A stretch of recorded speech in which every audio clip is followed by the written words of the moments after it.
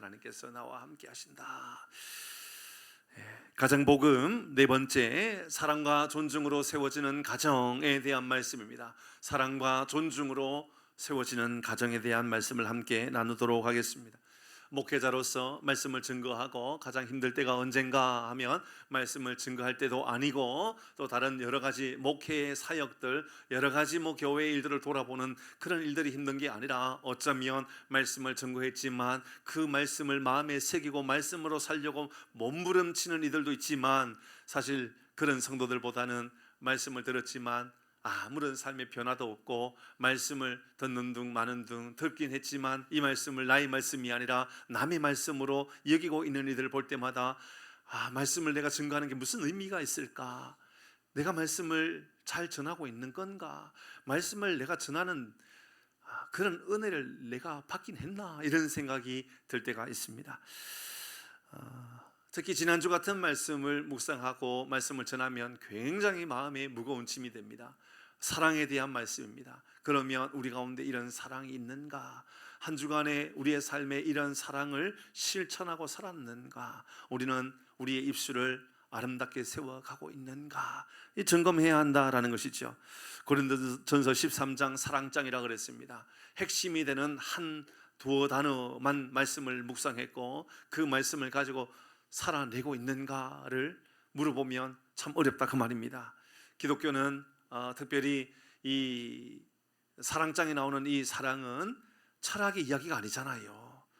철학에 대한 이야기, 윤리에 대한 이야기도 아니잖아요. 율법에 대한 이야기도 아니잖아요. 사랑해라 하면 율법이 된답니다. 맞죠? 율법이 되죠. 사랑하라, 율법이 되는 겁니다. 하나님은 사랑이다, 교회는 사랑이다. 그럼 그거는 철학이 될 수도 있는 거예요. 그런데요, 성경은 그렇게 기록한 게 아니라 15개나 되는 행동을 보여줬다고요. 15개나 되는. 그러니까 이 고린도전서 13장을 통하여 사랑은 말이야, 이렇게 행동하고 살아가는 거야를 13개나 이야기했다는 것은 우리에게요, 아주 친밀하게 하나하나 고쳐야 하고 살아가야 내야 되는 것들이 너무 많다는 거죠. 그러니까 말씀을 잘 들은 건 싸우는 거예요. 나 자신과 싸우는 거예요. 내가 그렇게 싸우는 거예요. 내가 싸워서 내가 그렇게 한번 살아가 봐야 되겠다. 이게 제일 어려운 거죠. 오디오 물림 이야기 했잖아요, 지난주에.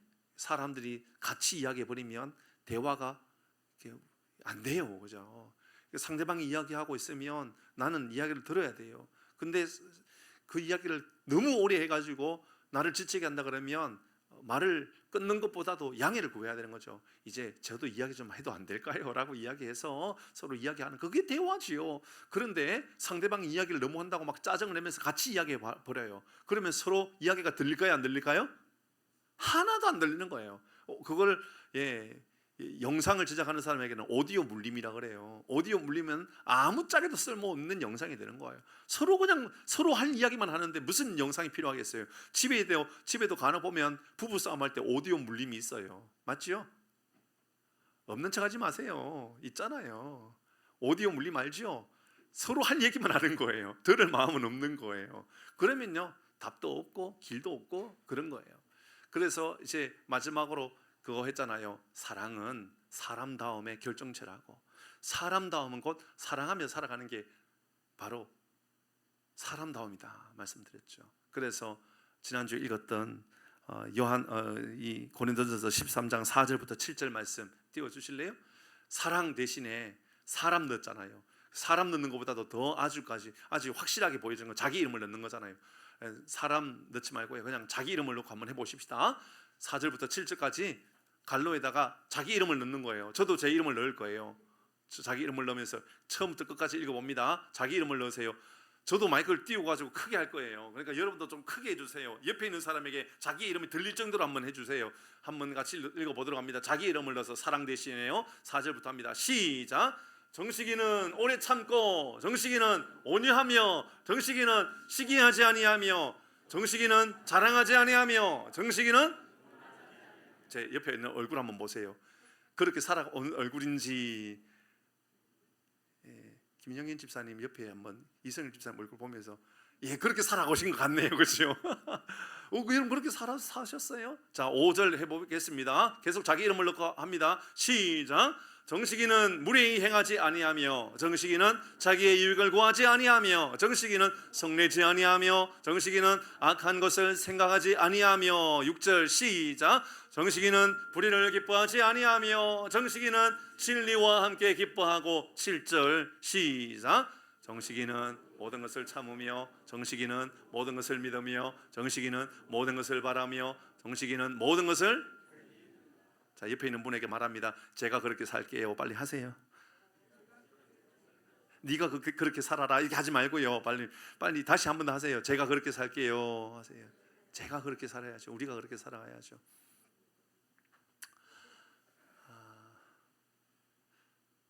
2주 전에 저는 여러분에게 금배지를 보여줬어요, 그죠? 금배지를 보여주면서 제가 전국 목사 장로 기도회 2,600명 모여는 2,600명 가운데 다 떠나고 300명밖에 남지 않았지만 그 300명 가운데 제가 그래도 금배지를 받아왔잖아요. 그리고 여러분에게 이 배지를 여러분에게 드릴 겁니다. 전도 열심히 해서 5명 이상 전도해온 사람에게 금배지를 드리겠습니다. 그랬죠, 그죠? 그렇게 하고 이제 지난주에 월요일, 화요일 날 이제는 서울 지역 노회 협의회라고 23개 노회 임원들이 모여지는 한 400, 평소에는 한 250명 모이는데 이번에는 400명 이상 모였어요. 많이 모였어요. 이런 데 모임도요, 사람들이 잘 안 모여서 그러는지 경품을 해요. 경품을 한단 말이에요. 제가 됐을까요, 안 됐을까요? 또 됐어요. 이게 뭔 일인지 제가 경품을 들고 당첨된 것을 들고 우리 노회 목사님들 9명에 보여줬어요. 그러니까 다들 목사님에겐 지금 은혜가 흘러가고 있네요. 이번에는 찜솥을 받아왔어요. 찜솥. 좀 가난한가? 여기서는 찜솥 주더라고요. 어쨌든 뭐 싸지는 않을 거예요. 그래도 몇만 원 할 거예요. 찜솥을 받았는데 제가 오늘 여기 들고 올라 그러다가 이거 앞에다 세워놓으면 찜솥만 볼 것 같아가지고 그것도 제가 우리 교우들에게 전도시상으로 주려고 그래요. 2등한테는 그거 주려고요. 어디 경품 주는 데 있으면 말해주세요. 제가 한번 갔다 오려고 그래요.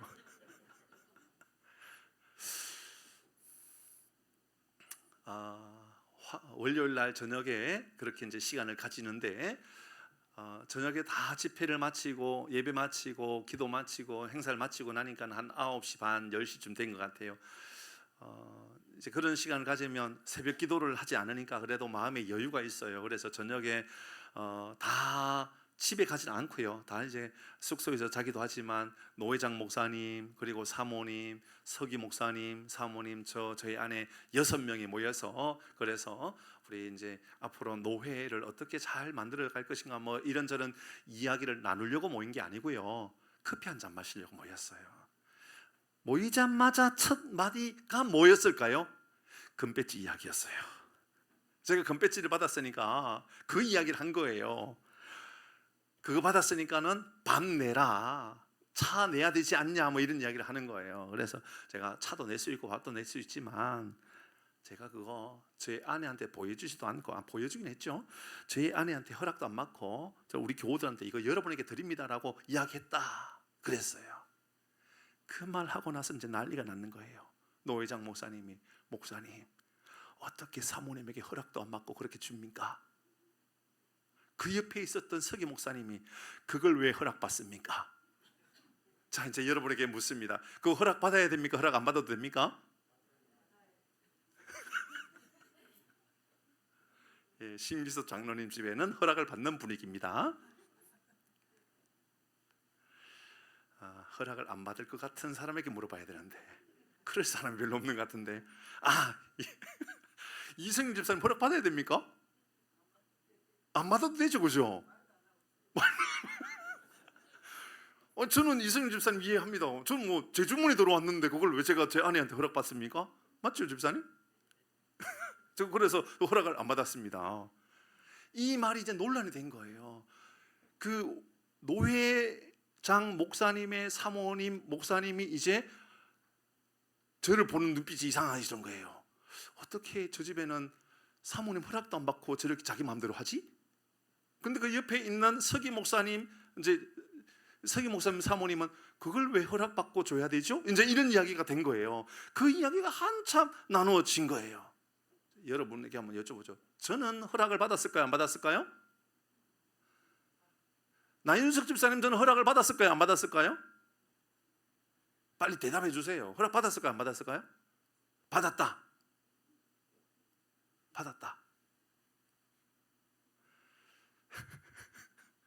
안 받았잖아요. 제가 허락을 안 받았잖아요. 허락을 안 받은 거예요. 그게 제가 며칠 동안 계속 제 마음 안에 무거운 짐이 되는 거예요. 이게 허락을 받아야 되는 건가? 아침에 당회할 때 이야기를 했어요. 했더니 한 장로님께서, 목사님, 그거는 허락까지는 아니다 할지라도 알려는 줘야죠. 그거는 그래도 이야기는 해줘야죠 라는 이야기를 들은 거예요. 제가 그 말씀을 듣고, 장로님은 허락은 안 받아도 알려는 줍니까? 장로님 그렇게 하신다라는 거죠. 제가 나중에 권사님께 여쭤볼 거예요. 다. 제가 오늘 이 본문의 말씀이 저에게 적용되는 말씀이었던 거예요. 제가 제 아내를 배려한다면 허락까지는 아니어도 알려는 줘야죠. 이렇게 사용하면 좋겠는데 괜찮죠? 라고 말해주는 것 정도는 해야죠. 그러니까 오늘 본문의 말씀을 누군가에게 적용하는 것이 아니라 나 자신에게 적용하면, 먼저 저에게도 참 이런 부끄러움이 있었구나. 제가 결혼한 지 이제 24년이 된 것 같아요. 2022년도 3월 달에 결혼했으니까 벌써 24년이 되었어요. 제가 이번 주 깨달았어요. 그것은 알려줘야 되는 일이었다. 그전엔 전혀 몰랐던 것이었죠. 25년이 아니라 50년을 살아도 우리는 계속해서 배워가야 할 숙제들이 있다라는 거죠. 작은 일이지만 아내를 배려한다면, 가족을 배려한다면 이런 것들은 꼭 우리가 함께 나눌 필요가 있는 거죠. 찜솥을 받고 성도들에게 나누고 싶다고, 이동으로 주고 싶다라고 저의 아내에게 이야기했을까요? 안 했을까요? 나윤석 집사님? 했습니다. 당연히 이제 했죠. 제가 이거 성도들에게 나누고 싶은데 우리 집에 찜솥이 있을까? 우리 집에 이런 찜솥이 없는 것 같아요. 그렇지만 제 아내에게 물어봤을 때 당연히 그렇게 해도 된다라고 이야기했겠죠. 그렇게 했죠. 오늘 저는 오늘 본문의 말씀을 저에게 묵상하고 우리 교우들에게 말씀을 적용하면서, 우리는 우리 아내를, 우리 배우자를, 우리의 가장 가까이 있는 남편, 아내를 어떻게 대하고 있는지, 어떤 관계 속에 있는지를 점검하게 하는 말씀이었습니다. 탈무드에 나오는 한 이야기를 여러분 읽어드리려고 합니다. 시집가는 딸에게 아버지가 해준 이야기, 종종 들어보셨던 이야기일 겁니다. 참 의미 있는 이야기입니다. 제가 설명할 수 있지만 설명이 길어질 것 같아서 그냥 읽어드리는 게 좋을 듯 해 보입니다. 아버지가 딸에게 이렇게 이야기합니다. 사랑하는 딸아, 만일 네가 남편을 왕처럼 존경한다면 그 남편은 너를 여왕처럼 여길 거다. 그러나 네가 하녀처럼 처신한다면 남편은 너를 노예처럼 여길 거다. 네가 너무 자존심이 세가지고 남편에게 봉사하기를 싫어한다면 그는 힘으로, 너의 남편은 힘으로 너를 하녀처럼 부리게 될 것이다. 만일 남편이 친구 집을 방문할 때는 목욕도 하게 하고 몸치장도 하고 그렇게 아름답게 꾸며서 보내라. 그리고 남편의 친구가 집에 놀러 올 때는 온갖 정성을 다하여 그 남편의 친구를 극진히 대접해라. 그러면 남편으로부터 네가 대접받게 될 것이다. 그리고 귀여움을 받게 될 것이다. 언제나 가정의 마음을 쓰고 그의 소지품을 소중하게 여겨라. 남편은 기꺼이 너의 머리 위에 왕관을 씌워주게 될 거다. 오늘 본문의 말씀은 가장 잘 어울리는 이야기가 바로 이 이야기 같아요. 대접을 하면 대접을 하는 대로 우리가 그만큼 대접을 받게 되어 있다는 것이죠. 마태복음 7장 12절 말씀입니다. 예수님께서 우리에게 이렇게 살아가라 말씀하시지요. 시작. 그러므로 무엇이든지 남에게 대접을 받고자 하는 대로 너희도 남을 대접하라. 이것이 율법이요. 오늘 본문의 말씀을 다시 돌아보도록 하십시다. 여러분이 33절의 말씀을 보니까, 그러나 너희도 각각 자기의 아내 사랑하기를 자기 자신같이 하고, 아내도 자기 남편을 존경하라, 존중하라, 순종하라, 복종하라, 이렇게 말씀하고 있습니다. 오늘 본문의 말씀이 참 어려운 말씀입니다.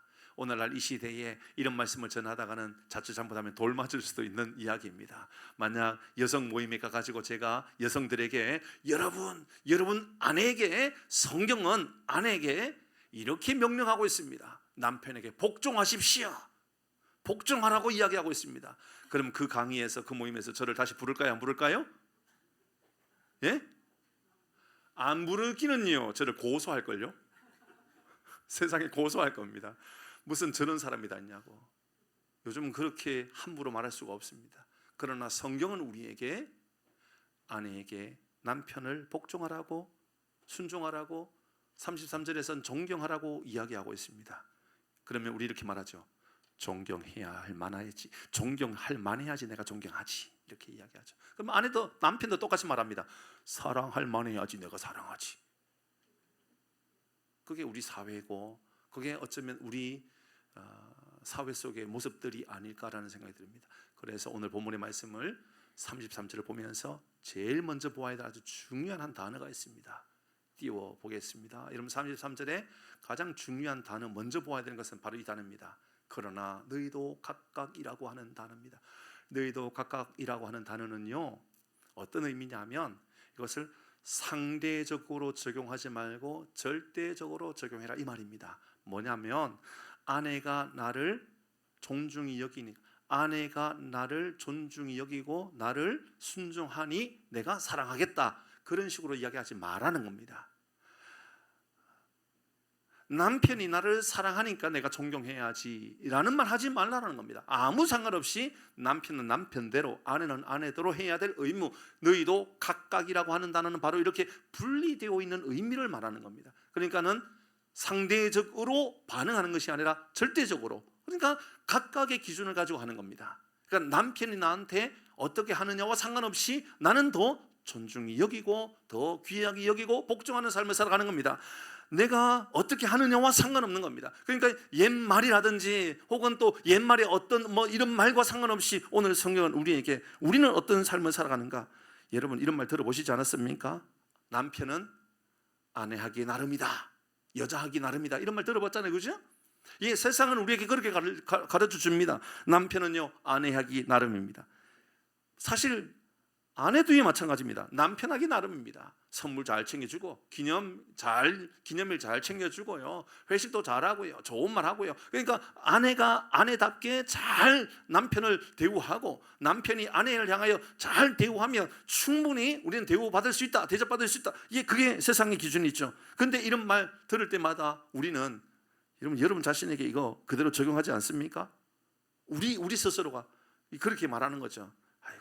내가 아내가 잘해야지 나한테 내가 그만큼 내가 보답도 해주지, 이런 마음을 가질 때마다 적용을 누구에게 하느냐면 나에게 하는 게 아니라 상대방에게 한단 말이에요. 배우자에게 한다.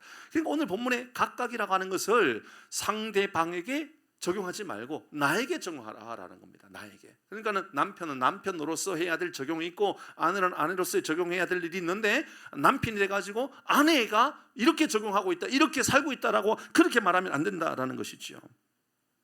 가장 위험하고 가장 안 좋은 적용이 바로 상대방에게 그 적용을 적용시키려고 그러는 겁니다. 이 말씀을 묵상하면서 아주 기가 막힌 이야기가 나옵니다. 자, 33절의 말씀을 보니까, 자, 남편이 먼저 우리에게 요구하는지 아내에게 먼저 요구하는지 한번 볼 겁니다. 잘 보셔야 돼요. 누가 먼저 해야 되는지 한번 보겠습니다. 33절 시작. 그러나 너희도 각각, 누구에게 먼저 이야기하고 있어요? 그러니까 누가 먼저 하라는 거예요? 이제 이렇게 말하면 이제 아내분들이 다 이야기하는 거예요. 남편. 보세요. 성경이 남편한테 먼저 하라고 그랬잖아요. 남편. 그러니까 남편이 남편다워야지 내가 아내로서 역할을 하는 거지. 그러니까 33절의 말씀을 보면, 이 말씀에 보면 각각 자기의 아내 사랑하기를, 남자들이 좀 잘해야 돼, 남자들이 이렇게 말한단 말입니다. 그러니까 이렇게 말하는 게요, 이단의 아주 중요한 특징 중에 하나예요. 뭐냐면 이것만 딱 떼어놓고 이야기하는 거예요. 그러면 앞부분의 내용으로 쭉 가볼까요? 22절 말씀 보도록 하십시다. 앞부분에는 누굴 먼저 이야기하는지 보십시다. 시작. 누구 먼저 이야기하고 있어요? 누가 먼저 하라는 거예요? 아내들이여 자기 남편에게 복종하기를 주께 하더라. 누구에게 먼저 요청해요? 23절도 볼까요? 남편이 아내의 머리 됨 같이 그리스도 교회의 머리 됨 같이 그가 바로 몸의 구주시니라. 24절 시작. 그러므로 교회가 그리스도에게 하듯 아내들도 범사에 자기 남편에게 복종하라. 누구에게 먼저 요청하고 있어요? 또 아내에게 요청하고 있어요. 그러니까 이제 아내들이 여보, 성경에 보니까 남편이 먼저 자기 목숨을 다해서 아내를 사랑하라 그랬어. 성경 좀 똑바로 읽어봐, 이렇게 이야기한단 말이에요. 그럼 이제 남편도 성경을 자세히 읽어보는 거예요. 집에 가서 읽어보니까 누구에게 먼저 요청하고 있어요? 아내예요. 성경 좀 똑바로 봐. 성경에 지금 아내가 먼저 하라고 그랬잖아. 남편이 먼저 아니잖아. 이런 식으로 적용하고 살지 말라라는 겁니다. 각각이라고 하는 그 말의 의미는, 여러분 원어적인 그런 의미는 잘 보면요, 어떤 의미냐면 누가 먼저에 대한 이야기가 아니에요. 남편이 먼저 해야 되느냐, 여자가 먼저 해야 되느냐, 아내가 먼저 해야 되느냐의 이야기가 아니라 각각 주어져 있는 일들이 각각 행하고 살아가야 된다. 남편은 남편으로서, 아내는 아내로서 먼저 행하고 살아가면 된다라는 것을 우리에게 알려주고 있는 것이죠. 그러니까 사랑과 존중, 그게 어떤 이 순종이라고 하는 것이 순수가 있는 것이 아니라는 것을 말하고 있는 것이죠. 순수가 있는 것이 아니라 각각 주어져 있는 가정을 향한 사명, 아내는 아내로서의 사명이 있고 남편은 남편으로서의 사명이 있다는 것을 우리에게 알려주고 있는 것이죠. 그래서 다시 한번 33절 말씀 본문을 보면, 그러나 너희도 각각 자기 아내 사랑하기를 자신같이 하고. 먼저 우리가 보고 싶은 것은 순서와 상관없이 먼저 남편들에게 아내를 사랑하라고 이야기하고 있습니다. 아내를 사랑하라. 어떻게 사랑해야 될까요? 25절의 말씀에 보면 그 사랑하는 방법이 이렇다라고 이야기합니다. 시작. 남편들아 아내 사랑하기를 그리스도께서 교회를 사랑하시고 그 교회를 위하여 자신을 주심같이. 이런 그 말씀은 예수님께서 교회를 위하여 자기 자신을 주셨다는 것은 죽으셨다는 것 아닙니까? 그러니까는 남편이 아내를 위하여 죽을 수 있어야 된다라는 것이죠. 연애할 때는 그렇게 할 수 있을 것처럼 이야기해요. 아마도 이곳에 계시는 분들도 그렇지 않을까요? 연애할 때는 하늘의 별을 따달라 그러면 따주지는 못해도 따주는 신용이라도 할 수 있고, 그거 못하면 어디 가서 별이라도 사서라도 줄 수 있고, 그런 이야기는 다 한단 말입니다. 근데 나이가 들어 이제 50이 되고 60이 되고 70이 되면 그때는 사랑해서 사는 것이 아니라 정으로 산다 그러고, 나중에는 조금 더 지나가면 의리로 산다 그럽니다. 의리로. 여러분 지금 의리로 살고 있습니까? 정으로 살고 있습니까? 사랑으로 살고 있습니까? 어떤 이들은 미운 정으로 산답니다. 미운 정. 어떤가요? 우리 예수님께서 우리를 죽기까지 사랑하셨던 그 사랑으로 죽기까지 아내를 사랑하라. 그러니까 죽어야 될 만큼 그만큼 소중한 마음을 가지고 아내를 사랑하라라고 이야기하고 있습니다. 그러니 이 말씀은 우리에게, 남편들에게 이렇게 요청하고 있습니다. 사랑은 말이야, 성경은 우리에게요, 사랑은 말이야, 로맨스가 아니야. 연애할 때는 로맨스가 있을 수 있지만 결혼하고 가정이 이루어지면 로맨스의 사랑이 아니라 책임감의 사랑이고 희생의 사랑을 우리에게 알려주고 있다라는 것이죠. 아마도 이곳에 계신 우리 사랑하는 교우 여러분들 가운데도 이제 연세가 많은 분들 가운데는 맞아, 로맨스로 내가 내 아내와 함께 사는 것이 아니라 이제 내가 희생하는 마음을 가지고 섬기는 마음을 가지고 그렇게 가정을 세워가는 이들이 있지 않겠습니까? 두 번째는 이제 아내들에게 이야기합니다.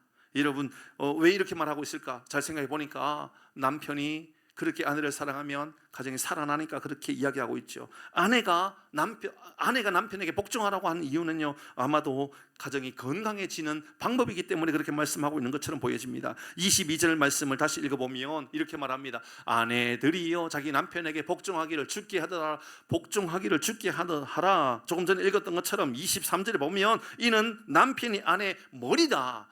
남편이 아내의 머리와 같다. 머리가 어떤 역할을 합니까? 질서를 위하여 지시하고 여러분 세워가고 그런 역할을 하는 게 머리라고 열 수 있죠. 바로 그리스도께서 교회의 머리 된 것 같이 우리도 그렇게 해야 한다라고 이야기합니다. 그러면서 24절의 말씀에 보면 그러므로 교회가 그리스도에게 하든 아내들도 범사에 자기 남편에게 복종하라, 순종하라. 왜 이렇게 말하고 있을까요? 당연히 이 말씀을 따로 분리해 버리면 굉장히 골치 아프다 말씀을 드렸습니다. 그런데 이렇게 말씀하시는 것은 가정의 질서를 위해서 이렇게 말씀하셨다라고 볼 수 있죠. 세상에 치열하게 상처받고 돌아온 남편이 가정에 돌아왔을 때 아내의 그 존중 여기는 것, 아내가 너무너무 힘들어하는 남편을 향하여서 여보 얼마나 고생이 많았어요, 얼마나 힘들었어요, 힘을 내셔야죠, 그래도 당신밖에 없어요 라고 하는 그런 한마디 한마디, 그렇게 존중 여기는 한마디로 인하여서 그 남편들이 회복된다 그 말입니다. 그게 영양분이 된다 그 말입니다. 그것이 우리를 위로해 준다 그 말입니다. 남편을 위로해 주는 가장 중요한 한마디 한마디가 된다라는 것이지요. 아내의 순종은 남편에게 영양제와 같다라는 생각이 들었습니다. 여러분, 저는 운동을 하거나 혹은 좀 피곤하거나 그러면 저는 꿀을 먹어요. 꿀, 스틱꿀, 이렇게 10g 이 정도밖에 안 돼요. 아주 작아요. 좀 하나 12g 이 정도밖에 안 되는 작은 꿀을 먹거든요. 그러면 몸이 굉장히 빨리 회복되어져요. 근데 성경에도 말씀해 보면 지쳐 있는 이가, 요나단 같은 사람이 전쟁터에서 지쳐 있을 때에 꿀 먹고 회복했잖아요. 꿀 먹고 그 아버지가 뭘 먹으면 다 죽여버리겠다 그랬는데, 아버지가 죽여버리겠다고, 사울이 죽여버리겠다 그래도 이 요나단은 지쳐 있는 자기 자신을 위하여 꿀을 먹고 회복했다라고 성경이 기록하고 있죠. 맞아요. 꿀을 먹고 나면 회복되어져요. 꿀은 꼭 우리의 영양제와 같은 것 같아요. 근데 성경에요, 꿀이 바로 어떤 것인지를 알려주고 있어요. 성경도 우리에게 꿀과 같은 것인데요, 성경 말고 또 꿀과 같은 것이 있다라고 말하고 있죠. 잠언 16장 24절의 말씀입니다. 같이 읽어봅니다. 같이 읽겠습니다. 시작.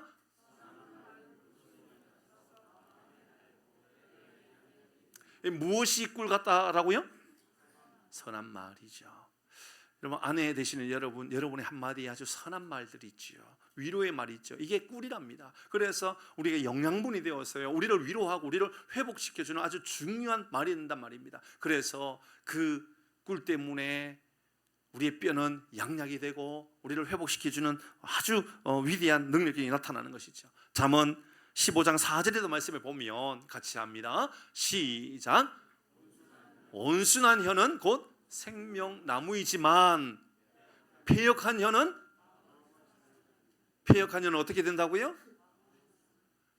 여러분은 어떻습니까? 패역한 말이 여러분의 입술에 달려 있습니까? 아니면 온순한 혀가 여러분의 입술에 있습니까? 생명을 살리는 말을 하고 있습니까? 아니면 마음을 상하게 하는 말을 가지고 있습니까? 오늘 성경은 우리에게 아내들을 향하여서 우리 아내가 남편을 존중히 여기고 세워주고 복종하고 그렇게 하는 그 일들이 가정의 질서를 세워주고 지쳐있는 남편들에게 회복시켜주는 말이 된다라고 알려주고 있습니다. 그래서 우리의 말 가운데 골로새서 4장 6절 같이 이렇게 말하고 있습니다. 너희 말을 항상 뭐 가운데?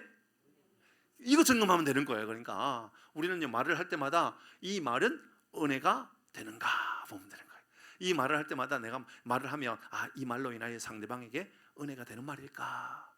이 말이 지혜로운 말일까? 중요해요. 이 말이 어떤 저 사람을 변화시킬 수 있는 말일까? 아니요. 그런 게 중요한 게 아니라 이 말은 은혜로운 말인가? 사랑하는 교회 여러분, 은혜로운 말은 어떤 변화를 나타내냐면요, 소금같이요 마슬렘과 같이 된다라고 이야기하고 있어요. 여러분의 말이 은혜로운 말이 되어서 여러분 싱겁고 또 부패하고 있는 모든 공동체와 만남 가운데 여러분 회복이 나타나는 놀라운 은혜가 임하기를 주의 이름으로 축복합니다.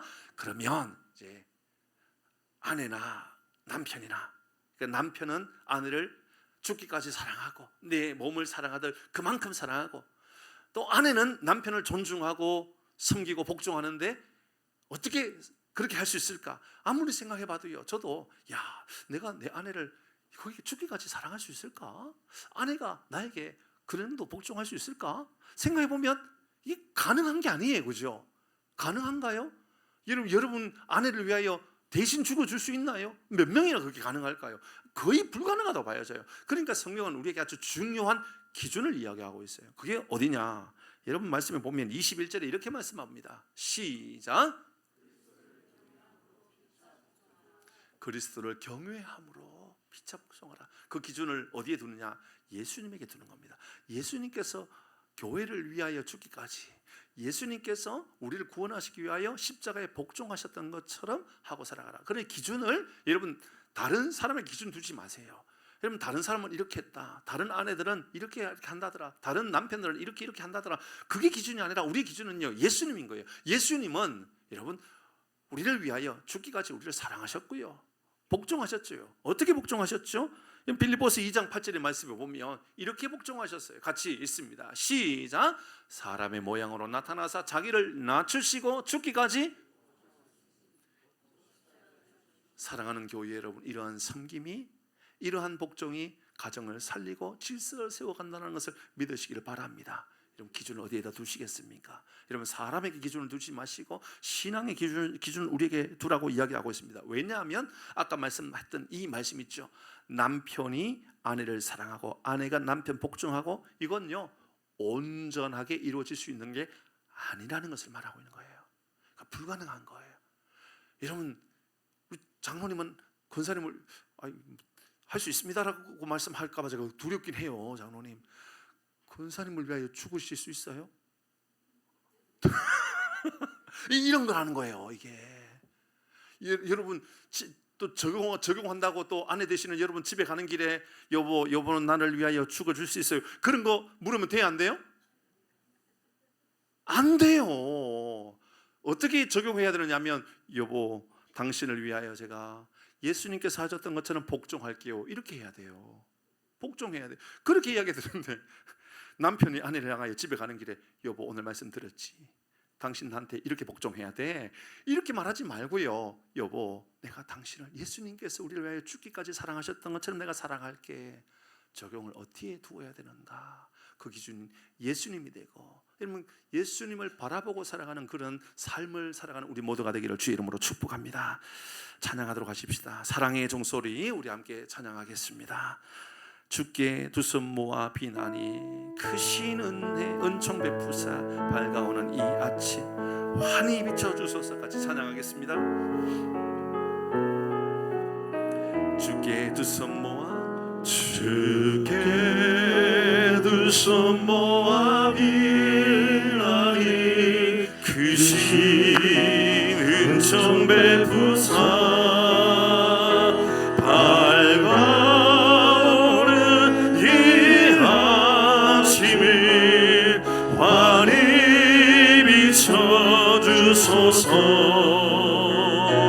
오 주 우리 모든 허물을 보혈의 피로 씻기려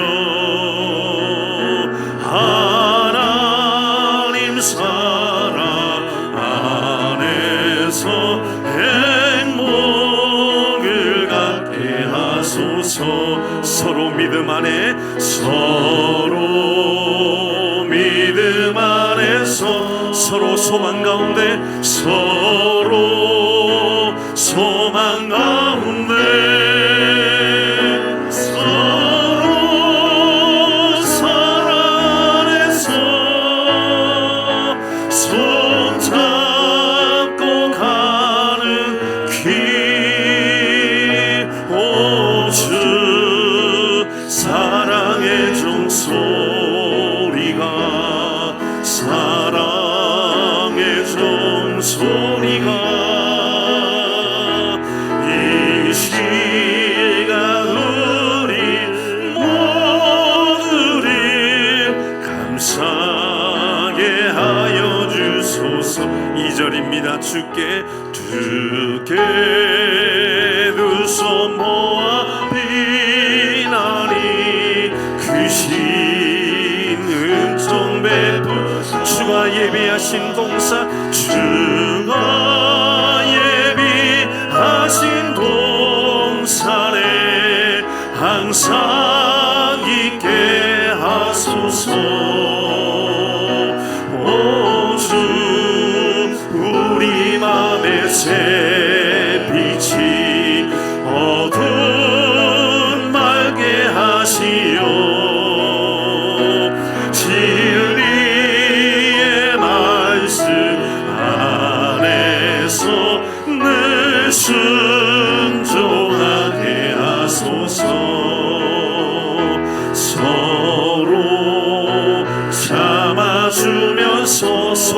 감싸주면서 서로 감싸주면서 서로 사랑하면서 서로 사랑하면서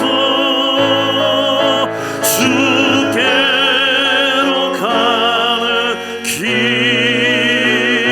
오 주 사랑의 종소리가 사랑의 종소리가 이 시간 우리 모두를 감사하게 서로 참아주면서 서로 감싸주며 서로 참아. 우리 모두 자리에서 일어나셔서 고백하십시다. 서로 감싸주면서 서로 감싸주며 서로 사랑하면서 서로 사랑하면서 주께로 가는 길, 오 주 사랑의 종소리가 사랑의 종소리가 이 시간 우리 모두를 감사하게 하여 주소서. 우리 몇 가지 기도 제목을 가지고 좀 기도하고 우리 마치십시다. 각각 너희도 각각 하라고 말씀하신 것은 누구는 이렇게 한다던데 누구는 저렇게 한다던데 이것도 아니고요. 남편이 나한테 좀 잘 사랑해줘야지 내가 복종하지, 그것도 아니고요. 아내가 나한테 좀 복종해야지 내가 좀 그만큼 사랑하지, 그것도 아니라고요.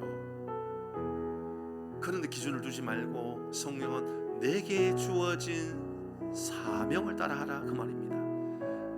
상대방이 배우자가 그렇게 하든 하지 않든 상관없이 내가 해야 될 사랑이 있고, 내가 해야 될 겸손이 있고, 내가 해야 될 배려가 있고, 내가 해야 될 순종 섬김이 있다라는 것이죠. 그 기준을 예수님에게 둔 이유는 이게 온전히 우리가 이룰 수 있는 게 아니기 때문에 그런 겁니다. 저도 걱정되는 게 이 말씀을 전하고 집에 가는 길에 또 부부끼리 싸우면 어떡하나 이런 생각도 먼저 해요. 별것 아닌 거 가지고 싸움 생길 수 있거든요. 이 말씀을 보면 당신 나한테 좀 배려 좀 하지 그랬어,